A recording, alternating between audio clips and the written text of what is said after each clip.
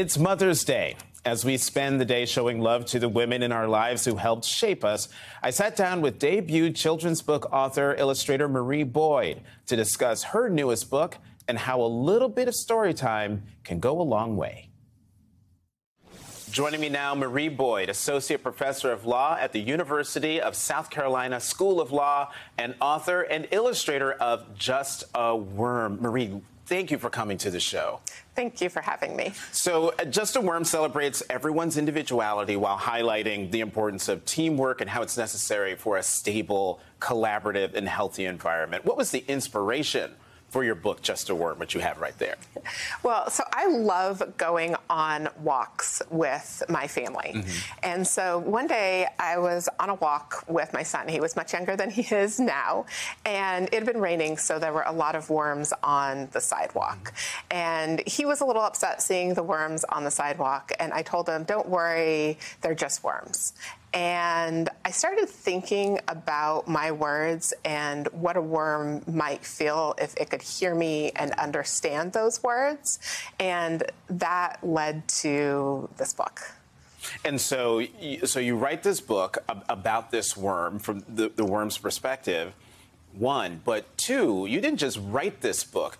The illustrations in this book, they're not just drawn. You made every plant, every worm, everything that you visually see in the book. Yes. So one of the things that I think is unique about this book is that I did all of the illustrations in quilled paper. So I took narrow strips of paper and I curled them and coiled them and then glued them on edge to form the illustrations. And to my knowledge, this is the only book that I've seen that has been illustrated with quilling. And the back of the book actually includes a quilling tutorial so that readers can try their hand at quilling. It's a great craft because it is, I think, uses a lot of materials that people likely already have at home. And so there's a quilled butterfly in the back of the book, which I think would make a great craft for kids to do either, as a gift, perhaps for Mother's Day, which is coming up. Right. And so I'm holding this flower. It was beautifully done, intricate. How long did it take you just to do this? Well, I didn't time it, but which is probably a good thing. It took me a very long time. I've been working on this book for about the past 5 years. Wow. So working on this book, meaning creating all of these things that then are placed in the book to help tell this story. Yeah, so part of it was the time spent quilling, but also just coming up with the idea. So after I had that initial question, I started telling the story to my sons as a bedtime story, and it changed over time, and then eventually I wrote it down and started working on the illustrations. Wow. I mean, you're a law professor. You're married to a politician. Why this book? Why a children's book? So one of the things that I really hope that people take away from this book is that everyone has something that they can contribute.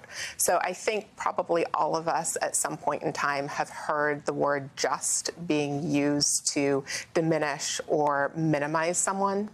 And I also think that a lot of us have probably had the experience, I know I have, of comparing myself to others and feeling like I'm falling short. And so one of the things that I'm really hoping that readers will take from this book is that they will think about what they can contribute to their families or communities and recognize that everybody has something that they can contribute. You said a moment ago that this has been 5 years in the making, that this started with your son commenting about the worms. What's their reaction now to the fact that this story that you told them is now a book? They've had so much fun with it. I've gotten to go and talk at their school and read the story to them. My youngest has asked me to read the book almost every night as his bedtime story. So we're getting a lot of additional reads of this in. Is there going to be a part 2 or another version of this? We'll have to see. Oh, that sounds like interest. You would like to. I would absolutely love to, and I am going to be working on a second book with Green Willow Books. Oh, good. See, I knew it. You were trying to hold out on me, but this is great. Marie Boyd, thank you very, very much. Your book is called Just a Worm, and it's not just a children's book. It is a work of art. Thank you very much for coming to the show. Thank you.